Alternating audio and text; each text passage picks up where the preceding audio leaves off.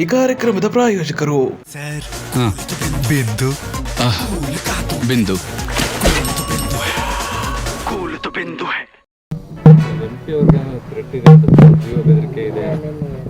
ಒಂದು ಲೋಕಸಭಾ ಸದಸ್ಯ ಹಿರಿಯರು ಅದಾರೆ, ನಮಗೆ ಗೌರವ ಇದೆ.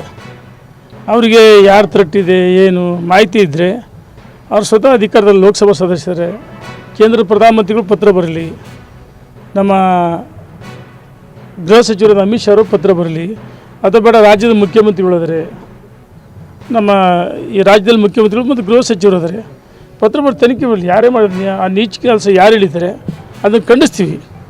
ಅವ್ರಿಗೆ ಗೊತ್ತಿದ್ದರೆ ಮಾಧ್ಯಮದ ಹೇಳೋಕ್ಕಿಂತ ಮುಂಚೆ ನನಗೆ ಥ್ರೆಟ್ಟಿದೆ ಅಂತೇಳಿ ದೂರು ಕೊಡ್ಬೋದಲ್ಲ, ದೂರು ಕೊಡಲಿ.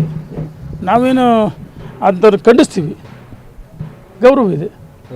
ಅವ್ರಿಗೆ ಗೊತ್ತಿದ್ದರೆ ಅಲ್ಲಿ ನಾನು ಹೇಳಿದವ್ರಿಗೆ ಗೊತ್ತಿದ್ದರೆ ಮಾಧ್ಯಮದ ಹೇಳೋಕ್ಕಿಂತ ಮುಂಚೆ ನೇರವಾಗಿ ದೂರು ಕೊಡಲಿ.